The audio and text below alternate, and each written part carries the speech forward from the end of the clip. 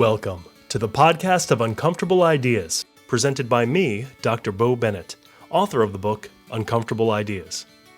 This is a podcast about uncomfortable ideas, the reasons we avoid them, the reasons we shouldn't, and discussion of examples that might infuriate you, offend you, or at least make you uncomfortable.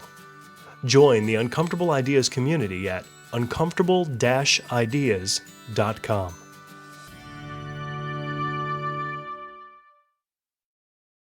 Allowing private businesses to discriminate.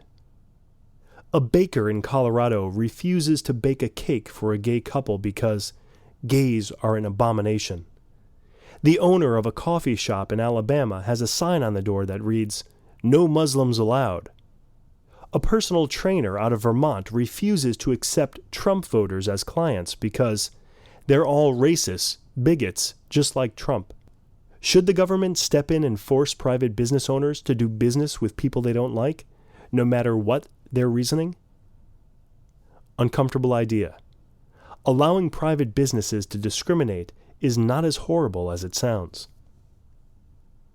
What if the government prevented discrimination in our private relationships? For example, if we were all required to date an array of ethnically, racially, sexually, mentally, and physically diverse group of people. And don't forget dating some senior citizens. Otherwise, that would be ageism. Most people would scream, "The government should stay out of our bedrooms," and they would have a good point. So why is it okay to invite governments into our private businesses? There are actually many good arguments for making it illegal for private businesses to discriminate. Without the Civil Rights Act of 1964, discrimination and prejudice founded on ignorance would never have become as socially unacceptable as it is today. This law forced Americans to face the uncomfortable ideas of their own ignorance and unjustified hatred, and brought about change at a faster pace than the market ever could on its own through boycotts and other market-driven forces. But let's not forget that there are costs involved when we choose to let our government legislate private behaviors, specifically giving up some of our freedoms. It's a slippery slope that we have seen lead to the government's overreaching. Conservatives would prefer government stay out of our private business, unless the private business takes place in our bedrooms. Liberals would prefer that government step in and regulate private business in the name of justice, unless that private business has to do with abortion. We all want the protection of our government, but only to the extent that it's consistent with our personal values.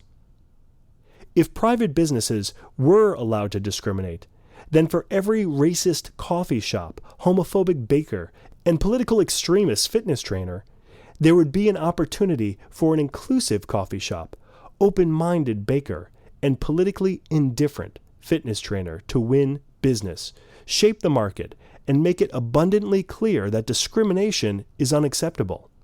Not because the government said that it was illegal, but because it is simply wrong.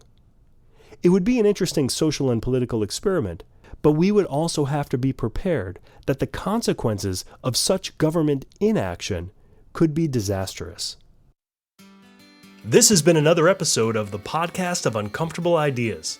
For hundreds of uncomfortable ideas, my book on the topic, online courses, and more, visit uncomfortable-ideas.com.